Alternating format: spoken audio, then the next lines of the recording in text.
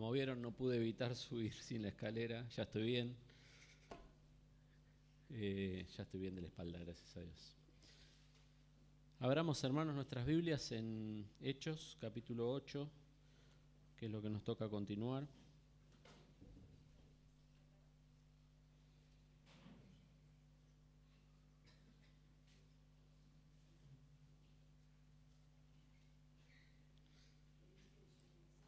Su medicina, exactamente, lo que se merecía.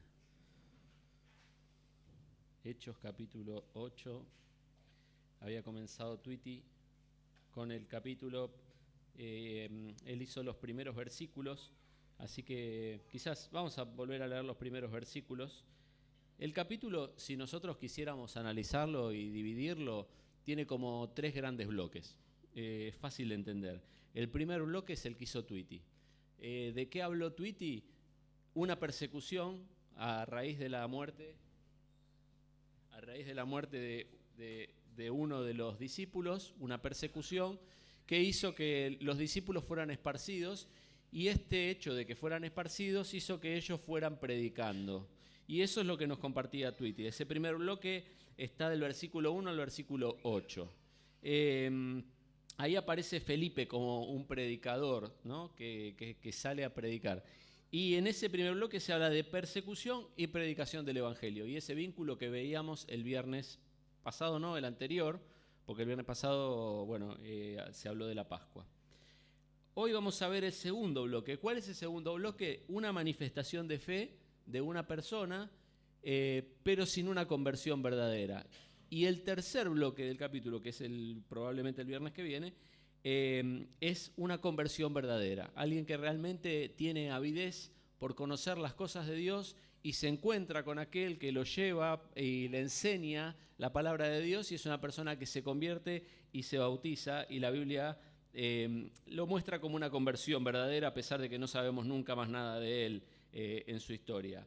Pero lo que nos toca hoy es el versículo 9 al 25, y es una manifestación de fe sin una conversión. Así que, de vuelta, si queremos estudiar este capítulo, el capítulo nos habla de persecución, predicación, un mal resultado, un buen resultado. Nosotros hoy vamos a ver el mal resultado. Pero leamos del versículo 1, porque son unos poquitos versículos y nos ponen en contexto. Y Saulo, quien va a ser Pablo, consentía en su muerte, en la muerte de Esteban, a quien habían apedreado. En aquel día hubo una gran persecución contra la iglesia que estaba en Jerusalén, y todos fueron esparcidos por las tierras de Judea. Voy a sacar esto porque me está molestando. Disculpen, un segundo. Ahí está, ahora sí. Y todos fueron esparcidos por las tierras de Judea y de Samaria, salvo los apóstoles.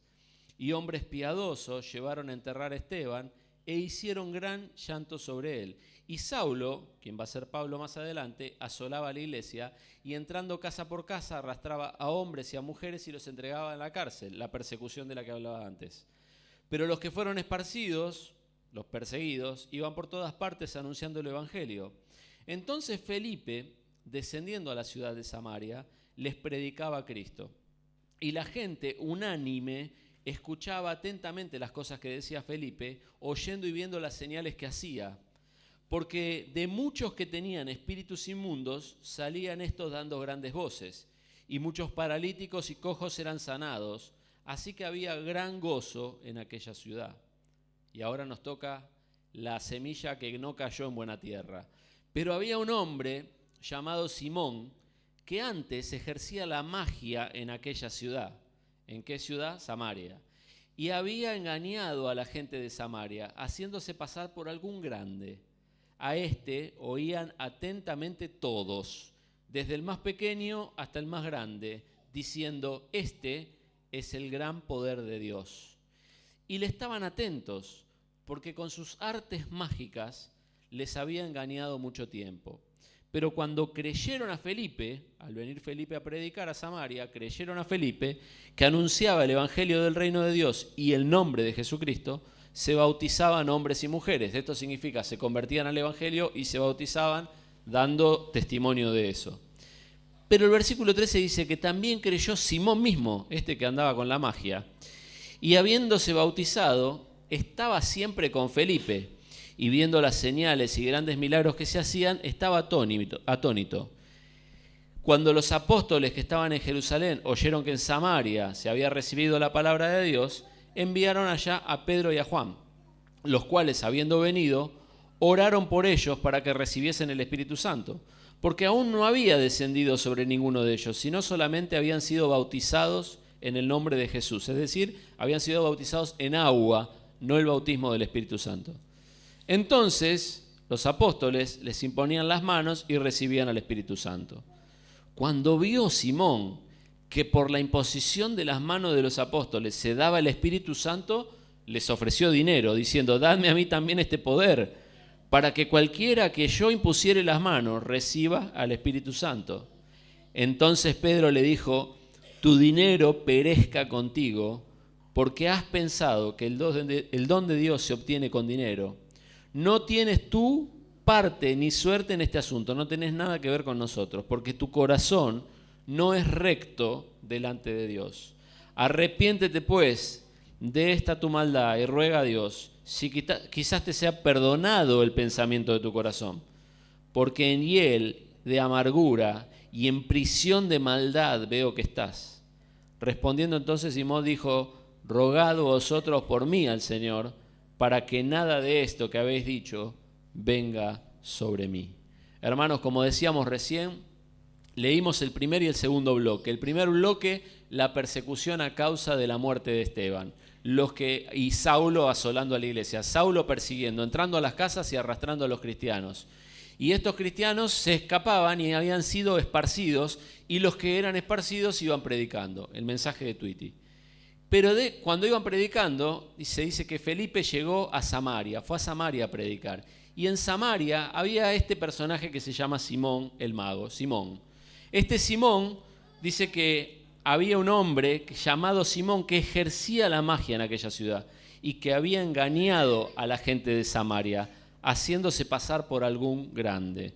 Mire, la palabra ahí empieza con un pero, en contraste con aquellos que realmente se habían convertido, pero a diferencia de ellos, existía este personaje que era Simón.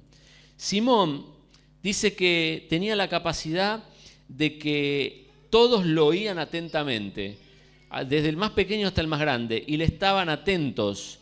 Y dice que con sus artes mágicas los había engañado por mucho tiempo.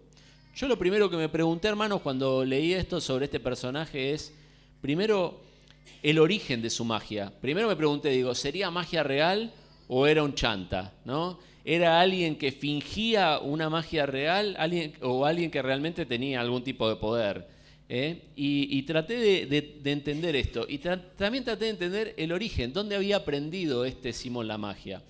Cuando nosotros, y esto es una reunión de enseñanza, así que no es solamente la reflexión espiritual esto, ¿no? Tratemos de tomar nota y pensar en lo que vamos aprendiendo para ir construyendo conocimiento sobre la Biblia. Cuando pensás en Samaria, ¿te acordás? Capaz que leíste en los evangelios que los samaritanos y los judíos mucho no se querían, ¿no? Que tenían problemas entre ellos. Cuando pensás en Samaria, tenés que pensar, ¿te acordás que en un momento el reino del pueblo de Israel se dividió en dos? Israel y Judá.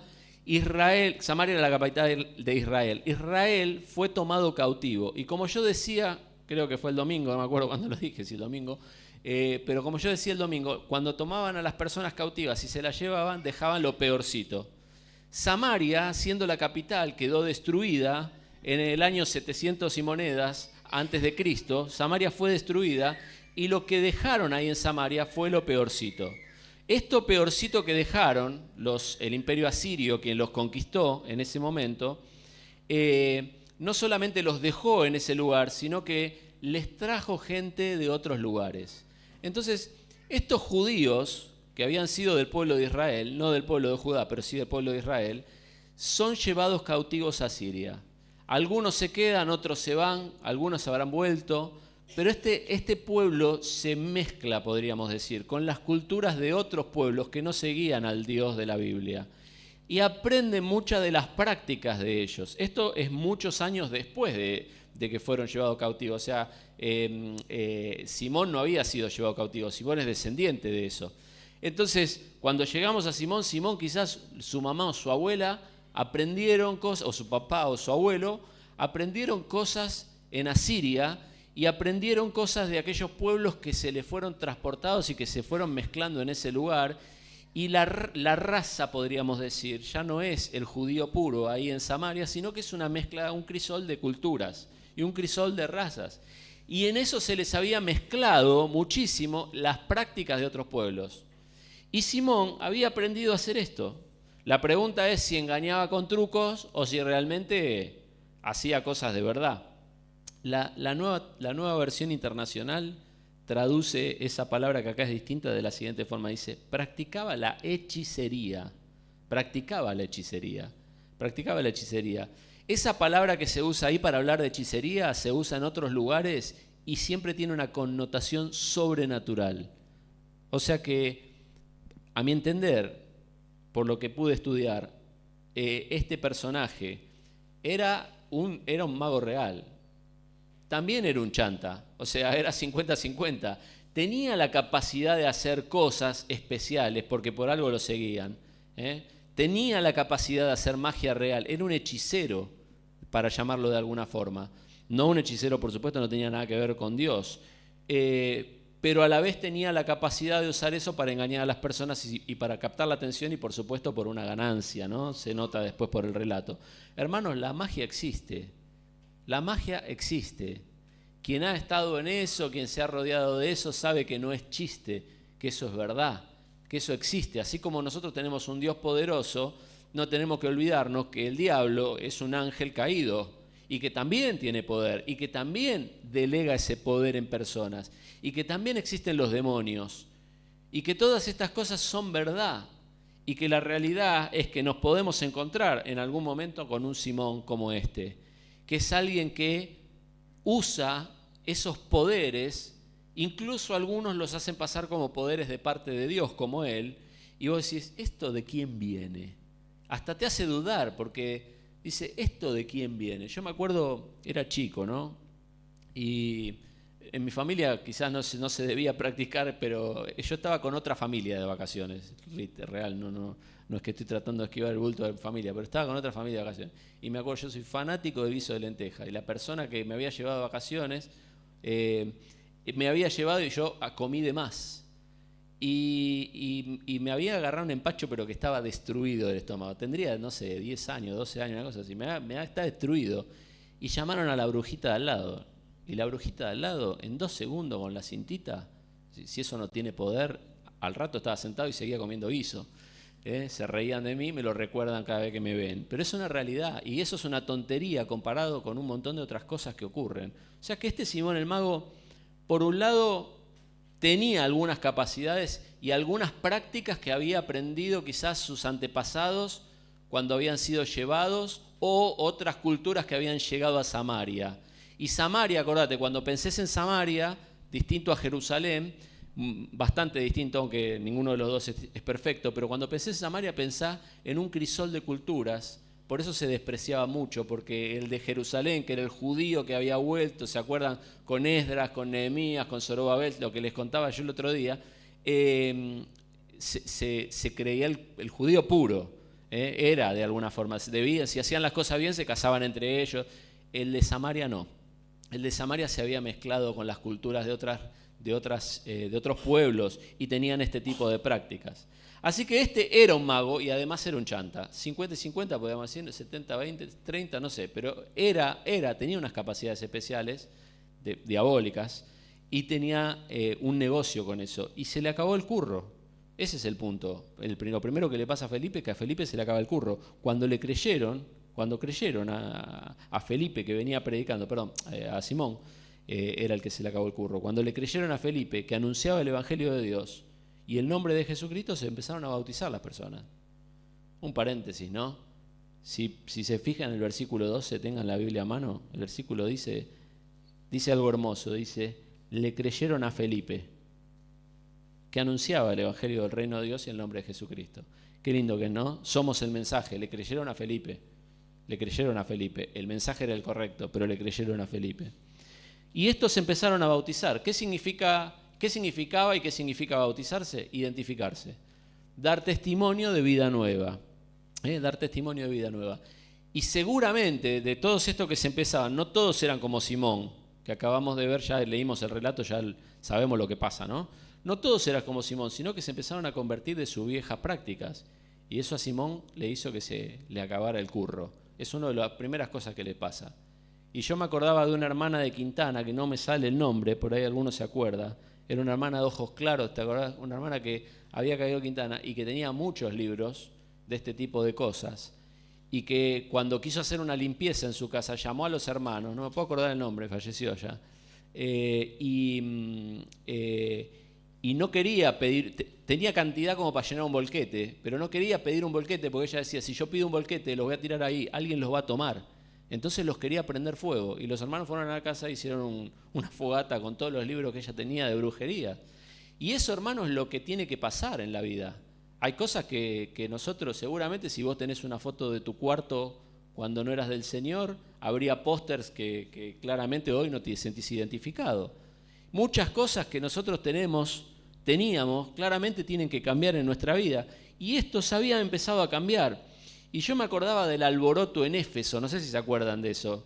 Es interesante el relato. Si quieren, para no quedarse dormido, vamos a Hechos 19, 23, lo leen conmigo. Es un alboroto por una situación similar, ¿no? A alguien que se le acaba el curro. Viene Pablo predicando y dice que Hechos 19, 23, está ahí cerquita. Hechos 19, 23. Hubo por aquel tiempo un disturbo no pequeño acerca del camino, es decir, acerca del Evangelio, porque un platero, alguien que trabajaba la plata, llamado Demetrio, que hacía de plata templecillos de Diana de los Efesios, una diosa, entre comillas, con minúscula, y daba no poca ganancia a los artífices, a los cuales los reunidos con los obreros del mismo oficio, un sindicalista, dijo, varones, sabéis que de este oficio obtenemos nuestra riqueza, pero veis y oís a este Pablo, no solamente en Éfeso, sino en casi toda Asia, ha apartado a mucha gente con persuasión, diciendo que no son dioses los que se hacen con la mano. Y no solamente hay peligro de que nuestro negocio venga a desacreditarse, sino también que el templo de la gran diosa Diana de los Efesios sea estimado en nada y comience a ser destruida la majestad de aquella a quien venera toda Asia y el mundo entero, como si le importara a Diana de los Efesios, ¿no? Lo que le importaba era el negocio. Y a este le pasó lo mismo. Simón, se le acabó la atención de la gente, se le acabó el curro porque la gente empezó a convertirse cuando Felipe, y se convertían en serio, y seguramente dejaban de asistir a lo que él hacía y dejaban de escuchar o empezaban a argumentar lo que él decía y empezaban a preguntar si esto estaba bien o si esto estaba mal. Y era una situación que daba para que Simón hiciera lo mismo que este que acabamos de leer, Demetrio, que se juntara con otros más, armara un sindicato de los que hacían magia y los echara a patadas a los que predicaban el Evangelio. Pero pasa algo medio insólito, versículo 13. También creyó Simón mismo. Mirá vos, qué bueno diríamos nosotros, ¿no? Gloria a Dios, creyó Simón mismo. Hermanos, vamos a decir algunas cosas sobre ese verbo creer, que son importantes entenderla. La salvación de nuestra alma es solo por fe. Si crees en el Señor Jesucristo, serás salvo tú y tu casa. Punto y aparte. Creer es suficiente. La salvación es por fe. Pero ¿sabes qué pasa? También hay un tipo de fe que no salva, dice la Biblia. Eso lo hace un poquitito más complejo el tema. Porque decir, yo creo, ¿soy salvo o no soy salvo? ¿Cómo, Andrés? Es contradictorio lo que estás diciendo. Si vos me decís que yo por creer soy salvo y soy un hijo de Dios, ¿cómo puede ser que este Simón creyó y Pedro un ratito más adelante lo manda al infierno directamente, ¿no? Con sus palabras? ¿Cómo puede ser que esto sea tan distinto? Bueno, hay una fe, hermanos, que nos salva. Vamos a Santiago 2. Es necesario que todos lo tengamos bien claro. Dice la palabra de Dios que los demonios mismos creen y tiemblan. Y si sos un demonio y crees, quiere decir que se puede creer y seguir siendo un demonio. Se puede creer y ir al infierno. Por eso hay que tener cuidado qué tipo de fe tenemos cada uno de nosotros. Porque Simón el mago creyó, dice, y la palabra es creer, creyó, punto y aparte. ¿No? Creyó. pero claramente por el relato no le fue suficiente. Santiago 2.14 dice, hermanos míos, ¿de qué aprovechará si alguno dice que tiene fe y no tiene obras? ¿Podrá este tipo de fe salvarle? Ahí dice, ¿podrá la fe salvarle? Pero lo que quiere decir ahí es, ¿este tipo de fe le podrá salvar? Y si un hermano o una hermana están desnudos y tienen necesidad del mantenimiento de cada día, y alguno de vosotros le dice, id en paz, calentados y saciados, pero no les da las cosas que son necesarias para el cuerpo, ¿de qué aprovecha? Está hablando de buenas obras ahí, ¿no? Así también, la fe, si no tiene obras, no dice que no es fe, Hay una fe que si no tiene obras, es muerta en sí mismo. Hay una fe que no sirve para nada. Esto es lo que está diciendo.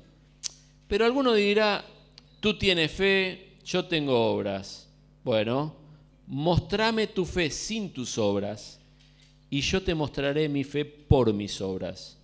¿Tú crees que Dios es uno? Bien haces. También los demonios creen y tiemblan. Hermanos, este Simón creyó, pero creyó con un tipo de fe que no sirve para salvación. Y nosotros tenemos que empezar a pensar, ¿qué tipo de fe tengo yo? ¿Qué tipo de fe tengo yo? ¿Qué tipo de fe tienen mis hijos? ¿Qué tipo de fe predico? ¿Qué tipo de fe acepto y abrazo? Porque hay una gran diferencia. Una fe es para salvación y es evidenciada por obras que la sustentan, y la otra fe es como la de Simón. Es una fe curiosa. Interesante esto, dijo, Y cuando enseguida saltó la situación y se fue revelado que claramente que su fe no era una fe verdadera. No solamente Simón creyó, sino que dice que habiéndose bautizado, Simón se bautizó. Y esto es importante, hermano, porque quienes alguna vez predicamos, si vos vas al Hospital Pirovano, si vos vas a las cárceles, lleno, son todos creyentes y muchos de ellos están bautizados. La otra vuelta creo que era Fernando que contaba de uno que se fue con una pequeña pelopincho a la cárcel y entró a bautizar. Y claro, todo decía, ¿querés bautizarte? Sí, yo me quiero bautizar. Como decía un amigo, era judío, decía, de arriba hasta un rayo, ¿no? Si es gratis, ¿por qué no? Dámelo, dame 2. Y sí, vamos a bautizarnos. ¿Y por qué no? Miren, Simón se bautizó.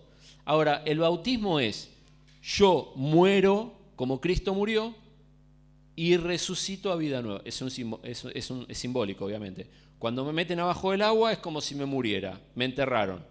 Cuando salgo del agua, vuelvo a nacer para tener una vida nueva. Eso significa que lo que era no lo soy más y que ahora soy una nueva criatura. ¿Está? Ese es el simbolismo del bautismo.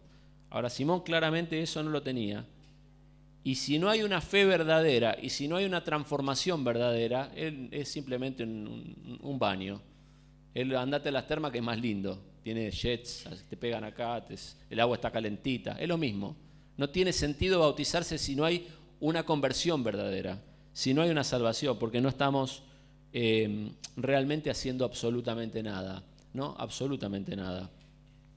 Y realmente, hermanos, esto es algo que nosotros tenemos que abrir nuestros ojos y prestar atención, porque de verdad, cuando vos vas al Pirovano empezás a predicar y encontrás un montón de personas con la vida toda rota que dice, yo soy cristiano, soy creyente, yo fui bautizado, yo tuve ministerio, yo estuve acá, yo estuve allá. Y cuando empezás a tirar de la soga, realmente no conocen a Dios. No conocen a Dios. Tienen una fe que no salva, tienen un bautismo que no mostró nada y se están en camino al infierno. Simón, además de creer, además de bautizarse, era como Cachito para los casamientos. ¿Se acuerdan? Cachito para los casamientos estaba siempre presente temprano y con el mismo traje. Siempre, ¿no? Y las reuniones lo mismo. Siempre era el primero en llegar, estaba acá en la puerta esperando que le abran. Simón estaba en todas. Simón no faltaba. Dice que estaba siempre con Felipe y además veía las señales y grandes milagros que se hacían y estaba pero atónito, ¿no? Estaba como obnubilado. Estaba ahí, no podía creer lo que estaba pasando. Mira, hermano, estar presente es importante, por supuesto. Si vos no estás presente es un mal síntoma, claramente. Si vos no venís, preocupa, decir, che, ¿qué le pasa? Y si esa apatía será realmente hijo de Dios, porque los hijos de Dios queremos reunirnos, queremos estar con los hijos de Dios, queremos cantarle a Dios, queremos aprender de la palabra de Dios. Si no venís, es un problema, ¿no? Más de uno dice, yo no voy, pero yo con Dios estoy re bien, Yo no voy porque tengo un problema allá con Mariano, pero con Dios está todo bien, está todo bien. bueno, no, esto es un mal síntoma, no hay forma de que esto funcione. Ahora, estar no lo es todo. Estar no lo es todo. El Señor Jesús tenía un montón de gente que lo seguía y en un momento se empezó a endurecer su mensaje, es decir, empezó a darles mayor claridad sobre lo que Él esperaba de las personas, sobre lo que Dios quería de las personas. Y algunos ya no lo seguían, dejaron de seguirlo. Y en un momento el Señor se dio vuelta a los discípulos y dijo, ¿se quieren ustedes también? Vayan, ¿se quieren ir ustedes también? Porque es así, hermanos. Estar presente no significa todo. Estar ausente dice mucho, pero estar presente no significa todo. Y Simón tenía todas estas características. Decía que había creído, se había bautizado y además estaba presente y estaba ahí. Pero la señal de una verdadera conversión, y yo acá necesito que vos te examines a vos mismo y si sos padre también examines a tus hijos. La señal de una fe verdadera es primero que se demuestra con obras. Con obras. Tiene que haber cosas en tu vida. Hoy hablaba con un joven de otra iglesia que intercambiamos mensajes seguidos y me contaba de algo que estaba... Yo hoy me levanté temprano porque fui a comprar unas cosas y estaba charlando, empezamos a chatear y él me dice, yo estoy yendo al hospital. Y yo, ¿qué haces a las 7 de la mañana yendo? Y me dice, y en un momento me dice, la verdad que lo hago por el Señor, si no ni loco haría esto. Bueno, eso es un síntoma, hermano. Cuando vos haces cosas que decís, yo esto no lo haría, pero ni por todo el oro del mundo. No lo haría, no lo haría. A la Madre Teresa de Calcuta, un periodista le dijo eso, le dijo, yo no haría lo que hace usted ni por todo el oro del mundo. Y ella dijo, yo tampoco lo haría por todo el oro del mundo, lo hago por amor a Cristo. Son dos cosas distintas. Son dos cosas distintas. Tiene una frase maravillosa la que tuvo la Madre Teresa de Calcuta. Hermanos, una fe verdadera que realmente nos da convicción de que somos salvos, tiene obras y tiene cambios. Una fe verdadera también tiene perseverancia, porque hemos tenido gente acá sentada por un tiempito que parecía como Simón el Mago, creía, se había bautizado. Miren, el récord de deserción después de bautismo lo tenemos, creo yo, con un muchacho que se bautizó el sábado, vino el domingo a la cena y después no vino más. No me acuerdo el nombre, pero lo tuvimos medio nuestro, no fue hace tanto. Creo que es el récord de deserción más rápida, ¿no? Pero hizo todo el curso de bautismo, es una pena, ¿no? Y realmente no tenía una fe que salvaba. Y lo bañamos, como muchas veces hemos bañado gente, porque dependés de la confesión de fe de la persona, ¿no? De vos que tenés un microscopio que mira si ya tiene el Espíritu Santo adentro, ¿no? Nosotros no nos toca eso. Por eso dice, bajo la confesión de tu fe. No, yo no te puedo hacer un análisis de sangre y ver si sos cristiano de verdad. Es bajo la confesión de tu fe. Pero hermanos, pasa mucho esto de que no hay cambio o que el cambio es temporal, que no hay perseverancia.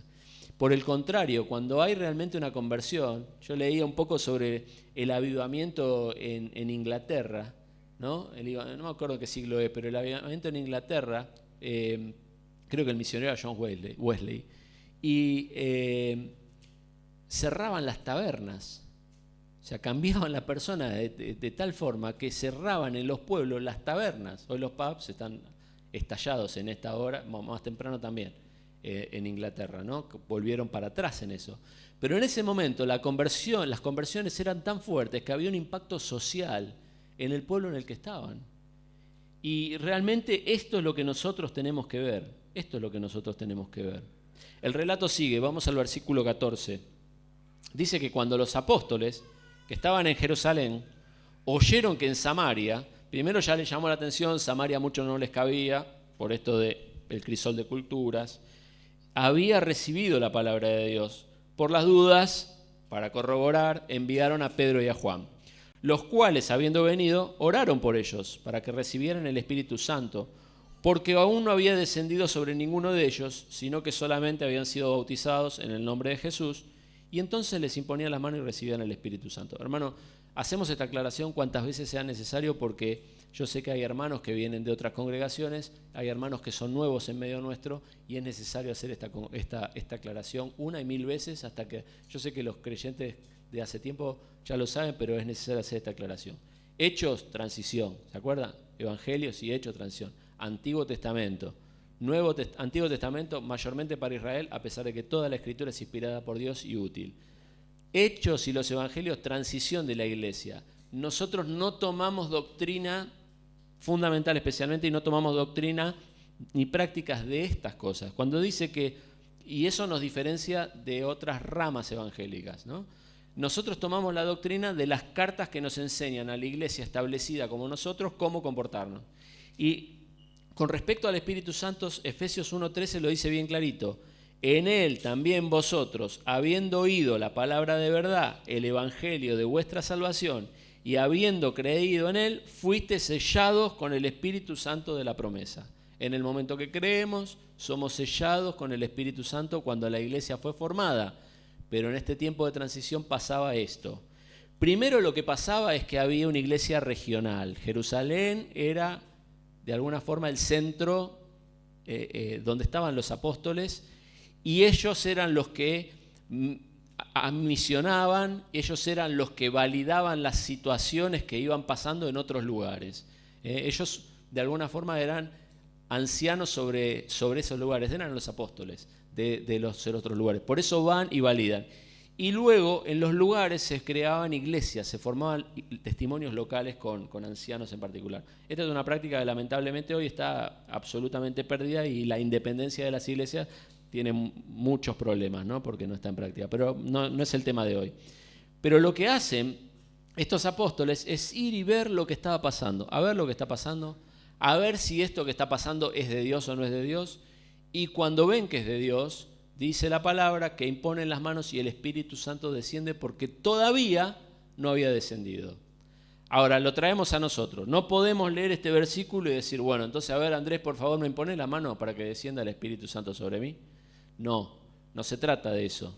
Porque la palabra de Dios a la iglesia establecida en las cartas que regulan nuestra práctica nos dice que los creyentes en Cristo, cuando creen, como leímos recién, habiendo oído la palabra de verdad y el evangelio de vuestra salvación, y habiendo creído, somos sellados con el Espíritu de salvación.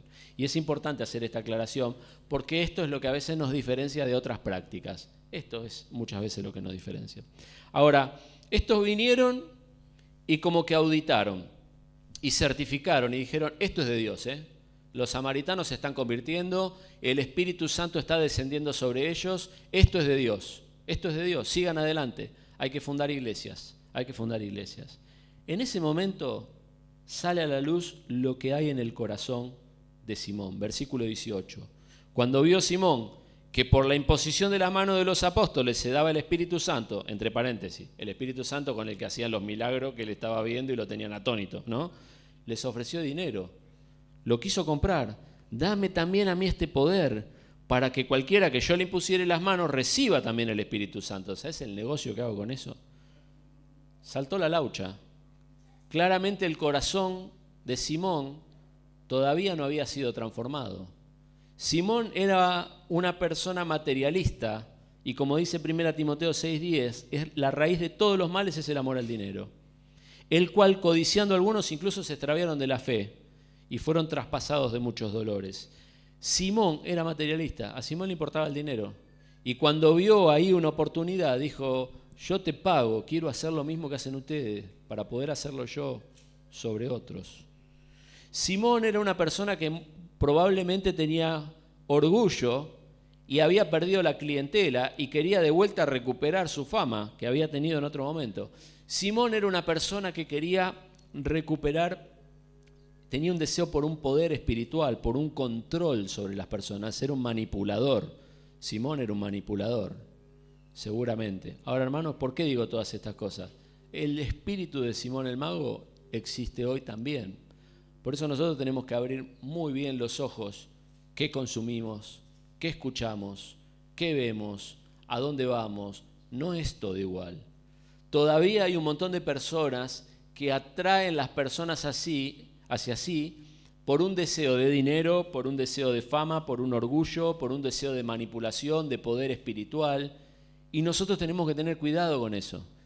El avisado ve el mal y se esconde, los necios, los tontos pasan y reciben el daño. Nosotros tenemos que ver eso y darnos cuenta y decir, ¿esta persona me está diciendo algo realmente de parte de Dios que yo puedo validar con la palabra de Dios, o lo que estoy consumiendo es lo que me gusta consumir? Lo que estoy viendo es lo que me gusta ver. Porque quizás si me gusta demasiado lo que estoy viendo y me resuena demasiado y me hace sentir demasiado, muy probablemente detrás de ello haya algún Simón el mago que esté tratando de manipular, ¿no? Normalmente, hermanos, quienes tienen el corazón apto para el llamado de Dios están sentaditos en el fondo. Simón el mago se paró al frente y dijo: dámelo a mí, yo quiero eso, ¿no? Yo quiero eso, dámelo a mí, te doy plata por eso. Y el relato termina con la sentencia y la recomendación de Pedro. Es muy fuerte Pedro con lo que le dice, ¿eh? Y Pedro le dijo, versículo 20, tu dinero perezca contigo. No tienes tu parte ni suerte en este asunto, no tenés nada que ver con esto. Era de los apóstoles y era de los que tenían el corazón recto para con Dios. Porque tu corazón no es recto delante de Dios. Esta es la sentencia de Pedro. No anda con vueltas, ¿eh? Hoy estamos en una sociedad sensible al mango, y tenemos que dar vuelta para decir, ¿sabes qué me parece? Siempre Jorge tenía bueno, yo se lo escuché muchas veces, ¿no? El ejemplo de te está por pisar el tren, y él decía, cuidado, por ahí te pisa un poquito el tren, ¿no? Y decía, no, te está por pisar el tren y vos estás con los auriculares, yo te pego un empujón, te salvo la vida, después charlamos y te raspaste las rodillas, ¿no? Hoy vivimos en una sociedad muy delicada. Cuento lo que pasó en el trabajo. 2 veces me pasó, ¿no? Viene un chico, nosotros trabajamos remoto y a veces nos toca con el cliente poner la cámara y bueno, me van a ver a veces, las chicas salgo corriendo, me pongo una chombita, una camisita, por abajo estoy en short, pero tengo una camisita, pero por lo menos acá lo más presentable que se pueda. Este pibe aparece con una camiseta, no camiseta de fútbol, la camiseta de Aníbal, el Contra, bueno, esa blanca, impresentable. Le digo, Manu, no podés, el cliente le dijo que ya está de vacaciones, Manu, no podés hacer eso, no podés, ponete una remera, aunque sea, ni siquiera una chomba, una remera, te pido prolija, por favor. Bueno, la próxima vez lo volvió a hacer, pero estaba en un bar encima, y se veía de fondo, bueno, ya formalmente le hice una llamada de atención. Se ofendió, se terminó yendo de la empresa, pero se ofendió. Me dice, me parece que es mucho. Me parece que es un montón, me dijo así, como dicen los pibes. Me parece que es un montón que me haga semejante problema porque salí en camiseta. Me olvidé. Y como que no era culpa de él porque se había olvidado. ¿Entienden? Esa es la sociedad en la cual vivimos, esa es una realidad. No se puede decir, si vos llegás a decir lo que dice la Biblia, si vos llegás a decir lo que dice Pedro, lo que dice Pablo, generación de víbora, tanta cosa que dice la Biblia, ¿sabes qué? En 10 minutos te prenden fuego. Te prenden fuego, y se lo digo por experiencia. Con algunas cosas que he dicho y que, bueno, no te invitan más. Pero Pedro es honesto con él. Pedro es honesto y no le pega por pegar, ¿eh? Le dice, tú no tienes parte ni suerte en este asunto porque tu corazón no es recto delante de Dios. Pero le da la solución. Le dice, arrepiéntete y ruega a Dios. Arrepiéntete y ruega a Dios. Todavía le da la solución. Le da el camino de vuelta. Le dice, mirá, Simón, te veo. ¿Y sabes qué veo en vos, Simón? Y esta es otra característica de la persona no convertida. Sos un esclavo, no sos libre. Le dice, porque en hiel de amargura y en prisión de maldad veo que estás. Estás en una prisión. No sos libre, sos esclavo, Simón. Sos esclavo. Arrepiéntete y ruega a Dios. Lamentablemente, Simón no se arrepiente. Simón no se arrepiente. Le pide a él que ore, pero no por su arrepentimiento. Quiere zafar de las consecuencias. Fíjate lo que dice. Rogad vosotros por mí al Señor. Bien, Simón, te querés arrepentir. No, para que nada de esto que habéis dicho venga sobre mí. Simón no se quiere arrepentir. Quiere seguir siendo el mismo. Lo único que quiere es salvarse de las consecuencias. Hermano, la iglesia en el primer siglo y la iglesia hoy está compuesta por algunos grupos. Un grupo es la multitud, que sigue al Señor porque comieron, porque se saciaron, seguían a Jesús. Y hoy los tenemos en medio nuestro. Les interesa en qué lugar te cantan el feliz cumpleaños y si pediste traer una tortita. Capaz que tu familia ni te habla, venís acá y los hermanos te saludan con cariño, estás solo. es un buen lugar. Si las cosas más o menos están funcionando bien, es un buen lugar. Si te ven con alguna necesidad, por ahí te dan una mano. Es un lugar que recibe a todos. Y seguían al Señor porque el Señor les daba de comer. Y porque les interesaba, les parecía interesante lo que pasaba alrededor del Señor. Pero no eran salvos, no se habían convertido. La iglesia tiene multitud, siempre. Por eso nosotros no dejamos de predicar desde acá arriba y desde ahí abajo tampoco. La iglesia tiene multitud, personas que vienen y a veces por mucho tiempo y no conocen verdaderamente a Dios. Y escuchan, pero por algún motivo no llega y a veces desaparecen y no sabes qué pasó con esa persona, ¿no? En su interior y qué habrá pasado cuando se va a encontrar al Señor, pero pareciera que no son salvos. También hay creyentes, hermanos, como Simón. Habrá otro que se habría seguido de lejos, pero Simón siguió bien de cerca y dijo, yo creo. Estos creyentes se bautizan, pasan por las aguas del bautismo, pero son creyentes que no cambian nunca. Y que en un momento de su vida por ahí toman decisiones que te hacen dudar, che, ¿este será realmente hijo de Dios? Mirá lo que hizo, mirá lo que dijo, mirá la que se mandó. ¿Realmente hubo una conversión en su vida? Bueno, la iglesia hoy está llena de creyentes. La nuestra, la local estoy hablando, la iglesia universal también, pero de la nuestra estamos llenos de creyentes. Una de las preocupaciones que tenemos los ancianos cuando hablamos es decir, y fulanito hace ya un par de años largo que viene, ¿es del Señor? No sé. Y le seguimos predicando, y le seguimos hablando, y le seguimos predicando. Pero ¿qué pasa? Fulanito ya se aprendió el folclore, ya sabe qué decir, ya sabe qué no decir, ya sabe cómo moverse, como Simón el Mago, ya sabe que lo tiene que seguir a Felipe, le interesa lo que pasa. Qué linda esta canción nueva que enseñó Juani, está buena, y la canta, pero no cambió, tiene una fe que no salva. Y entre los creyentes hay personas que no tienen el Espíritu Santo de Dios porque su fe no los salva, y otros que tienen el Espíritu Santo de Dios tan apagado, tan entristecido en su vida que tampoco cambian. Y es muy difícil distinguir uno del otro, ni siquiera nos toca hacerlo, ¿no? Pero es muy difícil hacerlo. Y por supuesto también hay discípulos, gracias a Dios. El discípulo es aquel que creyó y hay obras y evidencias en su vida de que hay un cambio espiritual y que tiene el Espíritu Santo de Dios. ¿Es perfecto? No, hermano, no es perfecto no somos ninguno, todos metemos la pata, ¿no?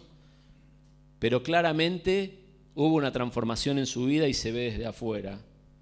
El discípulo está en el lugar seguro, cree y muestra con sus obras que hay una transformación progresiva en su vida por el Espíritu Santo, y además el discípulo permanece en el tiempo y crece. Permanece en el tiempo y crece. Hermano, tengamos mucho cuidado con las conversiones light. Tengamos mucho cuidado con eso. Muchos predicadores han tenido la tendencia de decir, levanten la mano, y entonces levantan, como dije antes, como es gratis, levantamos la mano todos. Manifestaciones de fe, ¿no? Manifestaciones de fe. Decimos, hubo 100 manifestaciones de fe. ¿Sabe qué? No valen de nada.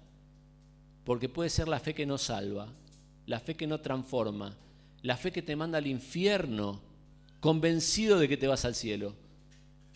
No sirve esa fe, no sirve. Las manifestaciones de fe así públicas sirven para identificar a la persona y después charlar y trabajar, nada más. Ojo, dice la palabra de Dios, con imponer ligeramente las manos. No impongas con ligereza la mano a ninguno, 1 Timoteo 5. Tenemos que tener cuidado con esto, hermano. Tenemos la tendencia porque también tenemos el deseo. Mirá, se convirtió. No se convirtió. Manifestó querer creer. La conversión es un proceso que le va a durar toda la vida. Y vamos a ver si perdura. Vamos a ver si yo perduro, hermanos.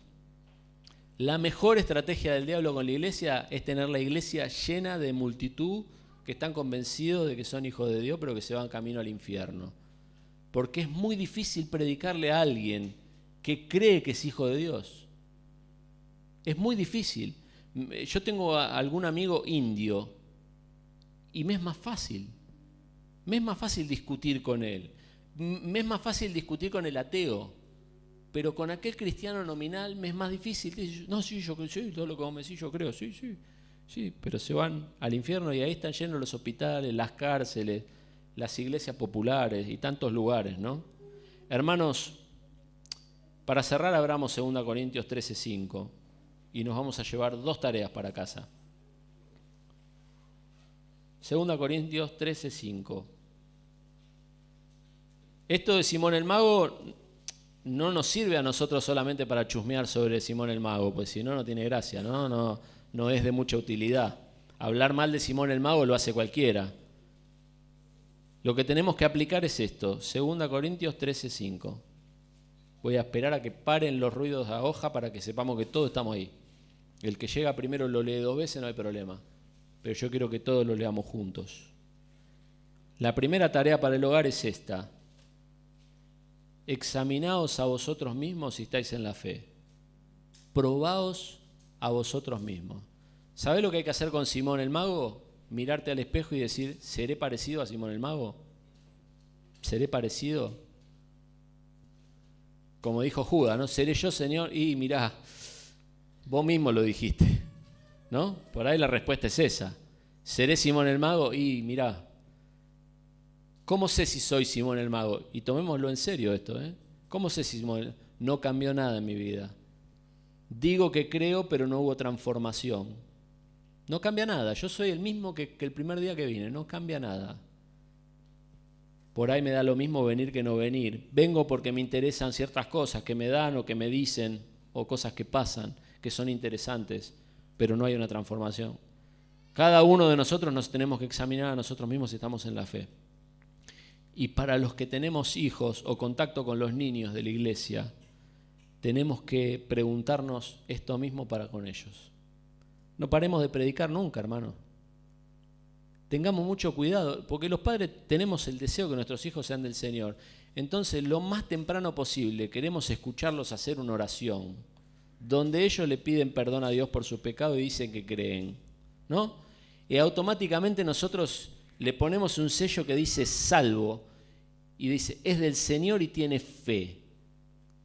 Y no digo que esté mal querer eso, ¿no? Pero hay que ponerlo siempre en duda, porque eso no se valida con un sello que yo pongo, se valida con las acciones.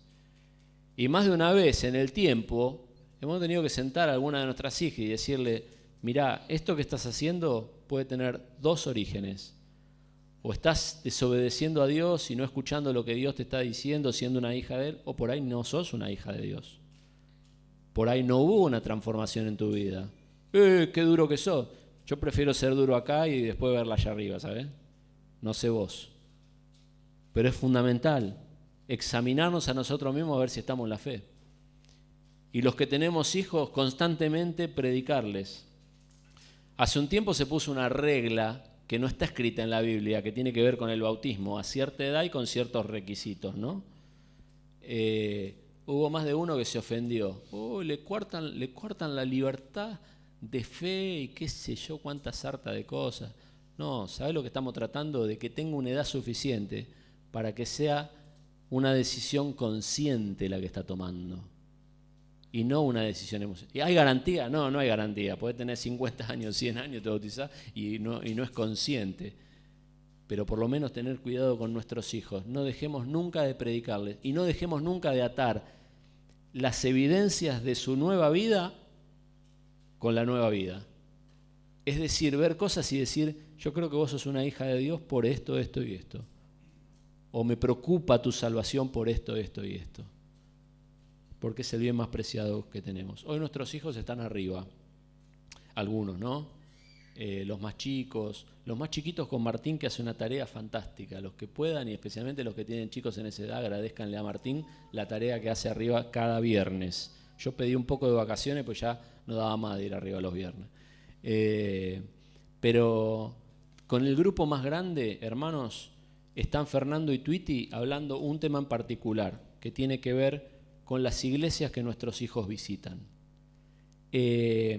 Iglesias que predican exactamente lo contrario de lo que yo acabo de enseñar. Iglesias que multiplican los Simones y que tienen Simones al frente. Iglesias que hacen levantar la mano y con eso es suficiente y prometen un montón de cosas a personas que se dan cuenta mucho tiempo después que no hubo una transformación en su vida. Y si se dan cuenta en este mundo, mejor, ¿no? porque cuando se den cuenta, ahí abajo ya es tarde, ¿no? En la eternidad.